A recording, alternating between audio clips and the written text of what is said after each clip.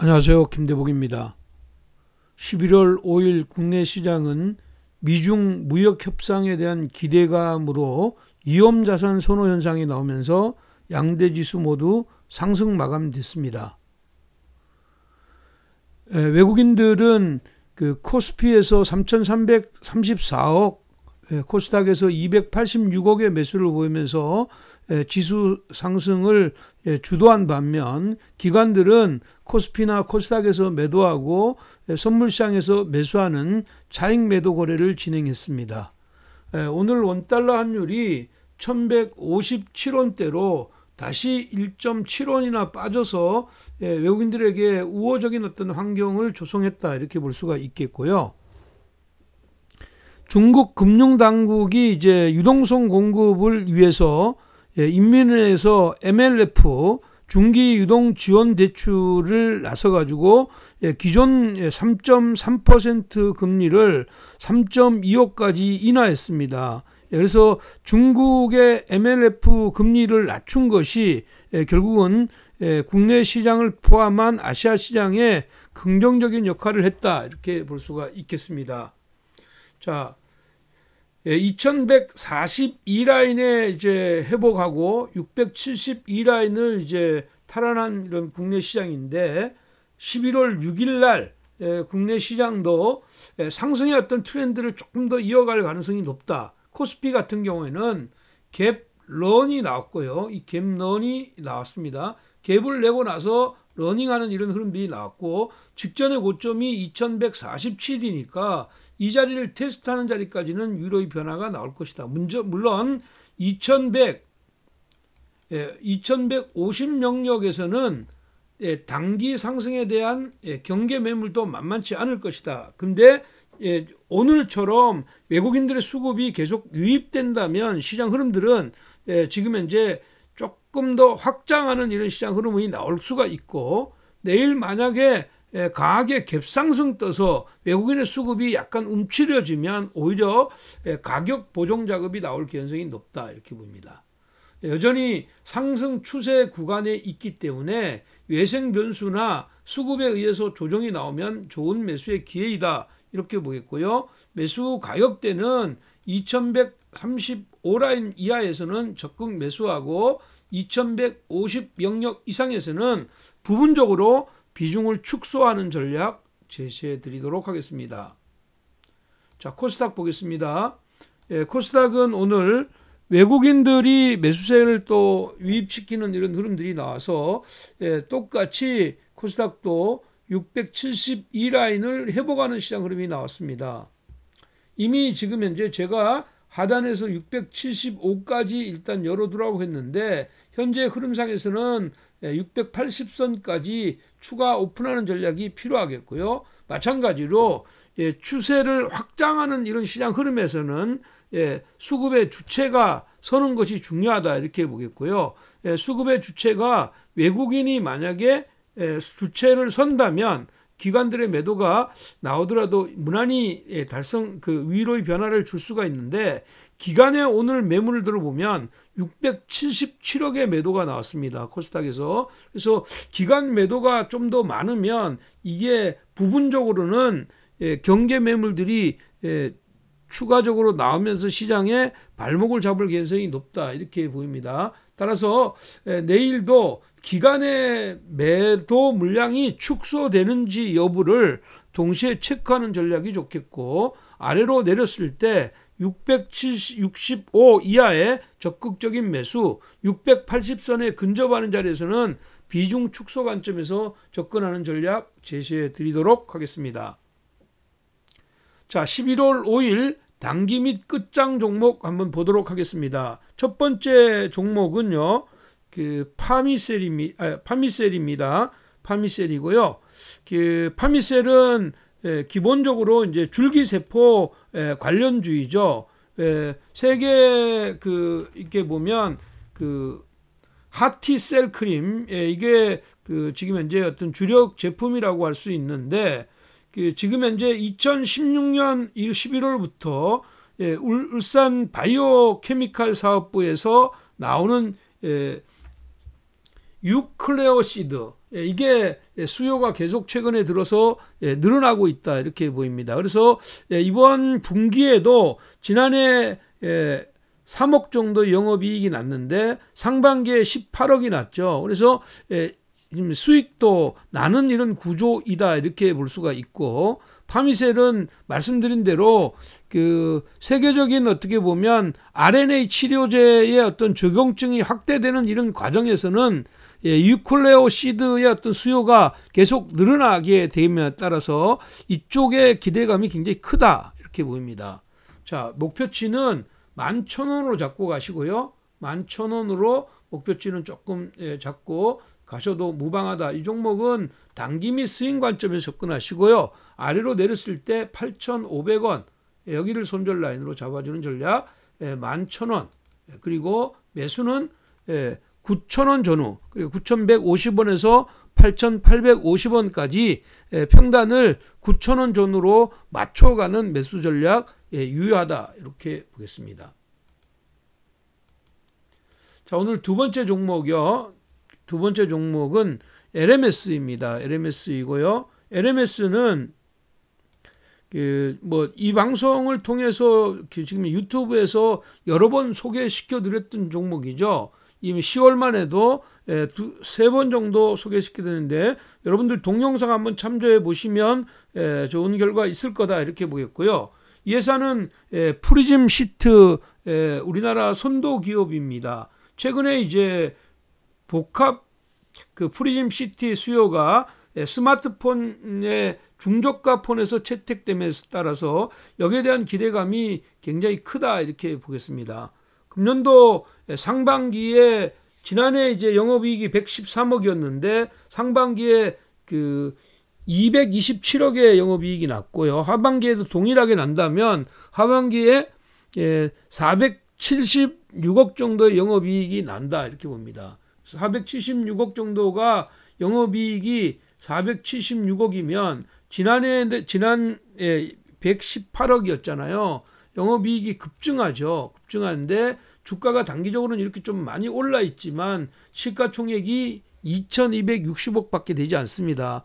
뭐 현재 흐름으로 보면 4,500억 정도까지는 지금 현재는 좀 더 열려 있는 이런 상황 아니냐 이렇게 볼 수가 있고, 흐름상으로는 위로의 변화 추가적으로 나올 수가 있다 이렇게 보입니다.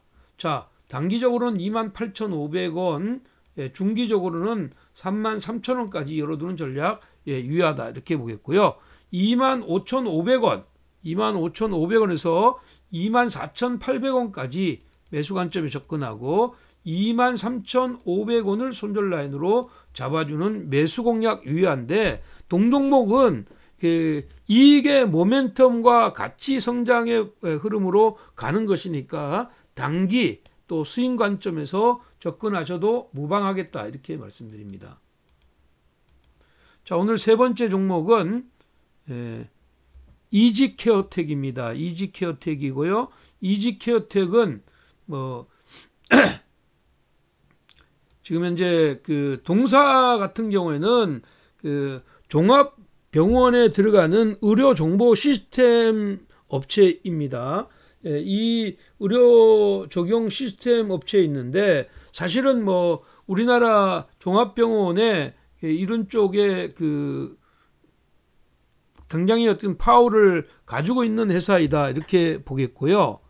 지금 현재 서울대 어떤 병원 전산과에서 분산된 이런 회사인데 우리나라에게서 HIMSS 7등급의 인증을 받은 의료 정보 시스템입니다. 그래서 원래 3월 결산법인이고요. 3월 결산법인인데 금년도 지금 보면 그 1분기에 마이너스 11억의 어떤 적자를 냈습니다. 그렇지만 이제 2분기의 실적과 관련해서 내일 IR을 준비하고 있습니다. 그래서 아마도 시장의 어떤 성장성을 여기서 제시할 것이다 이렇게 보이고요.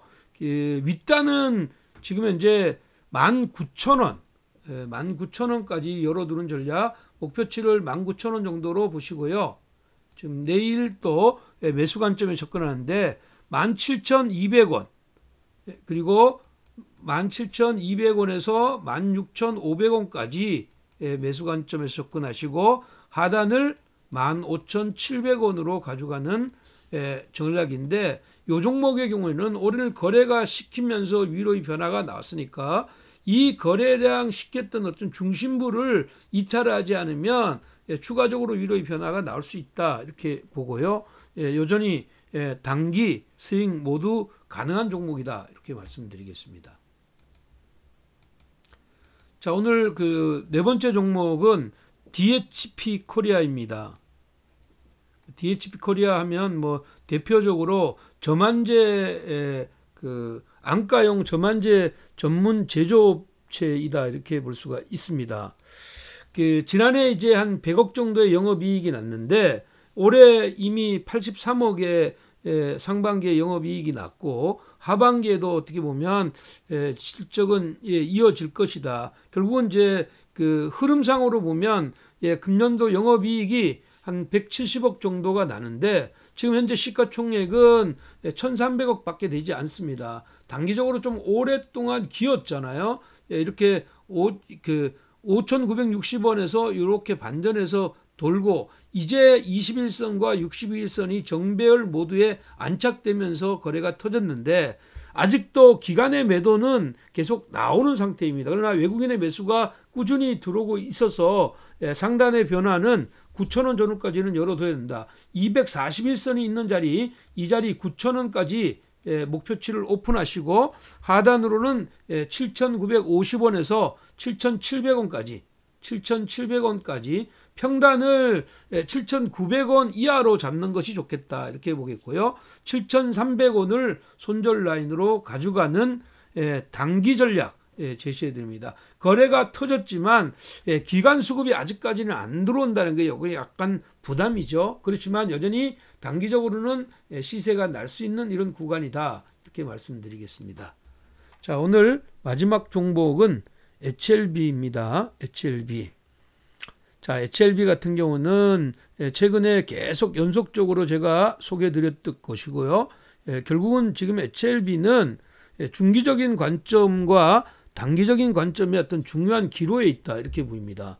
이미 김대복 대표의 방송을 보시면 20만 원대 이 자리에서 이익 실현 포인트를 권해드렸고요. 13만 원 이하에서 매수 권해드렸습니다. 어저께도 지금 현재 15만 원대 15만 5천 원 이하 이 자리 좋은 매수의 기회라고 말씀을 드렸는데 오늘 음봉이 나왔죠. 실질적으로는 유상이 완료되어 있는 이런 상황이고 자금에 대한 이런 것들이 뭐 좀 부담스러워하는 것처럼 이렇게 느끼지만 실질적으로 본질의 가치는 자금을 정상적으로 자금을 투입했고 이건 뭐 15일까지 단기 자금으로 쓰는 것이니까 아무런 문제가 없는 것이다, 이렇게 보입니다. 다만 투자 심리가 이쪽에 이렇게 확장 국면하고 지금은 이렇게 내려와서 지금 보시면 중심을 딱 터치하고 돌아섰거든요. 중심을 터치하고 돌아섰기 때문에 시장은 다 내일도 트레이딩 관점이다, 이렇게 보입니다. 그래서 내일도 16만 3천 원에서 15만 3천 원까지 여기는 매수이다. 16만 3천 원에서 15만 3천 원은 매수이고 13만 7천 원을 네크라인으로 가져가는 전략 필요하다. 여전히 트레이딩이기 때문에 18만 5천 원에 오면 2분의 1 이상 이익 실현 포인트를 잡고 만약에 내일 이 18만 5천 원대를 넘어가면 오히려 단기 트레이딩에서 트렌드를 준비하면서 비중을 재차 늘려가는 이런 전략. 그러니까 여기를 터치하지 않는 자리에서는 매도했다가 재매수하지만 이 자리를 터치하고 나면 단가를 높여서 19만 2천 원을 돌파 여부를 확장하면서 비중을 늘려가는 전략이 필요하다. 지금은 실질적으로는 공매도와 기대감이 맞부딪혀서 결과를 냈고 오늘은 조금 과도한 부분이 있기 때문에 이것은 내일 바로 반등의 고리를 만들 것이다, 이렇게 보입니다. 그러니까 지금 현재 내일도 시장을 공략해야 되고 이 종목을 지금 현재 그 장기적으로 운영하시는 분들도 평균 단가가 낮은 분들은 큰 문제가 되지 않습니다. 그렇지만 제가 말씀드린 데서 매도하지 않고 오히려 매수했던 이런 사람들은 절대적으로 단가를 낮춘 다음에 트렌드를 공략해야 되고, 어차피 지금 현재 신약을 내놓는 이런 자리가 내년도 하반기 이런 자리라면 그 이전까지는 계속 어떻게 보면 트렌드로 갔다가 가격 조정이 들어와서 트레이딩 했다가 다시 올라가고, 이것을 반복하는 이런 과정이다, 이렇게 보겠고요. 여전히 제가 말씀드리는 대로 11월 24일까지는 트레이딩을 하면서 트렌드 되는 자리를 노려가는 이런 전략이 필요하다, 이렇게 보입니다. 최근에 바이오 종목들 중에서 뭐 셀리버리나 이런 쪽의 시장 흐름들 전부 김대복 대표가 여러분들한테 다 소개를 드렸던 이런 시장 흐름인데, 마찬가지로 이제 그 원래 대장인 HLB가 지금 다시 상승의 전면에 나설 수 있는 위치에 와 있다는 점을 염두에 두시고, 지금부터는 좀 약간 보수적인 것보다 18만 5천 원을 넘어가면 공격적인 대응을 준비하는 전략 제시해 드리도록 하겠습니다. 자, 오늘도 제시했던 투자 전략이 마음에 드셨으면 좋아요, 구독하기 버튼 누르시고요. 요즘 뭐 그냥 구독하기 누르시 않고 보시는 분들이 있는데, 가능하면 김대복 대표의 그 리치튜브 회원이 되셔가지고 함께하는 방송을 만들어갔으면 좋겠다, 이렇게 보겠습니다. 내일도 꼭 성공 투자 되시기를 바라겠습니다. 여러분 사랑합니다. 감사합니다.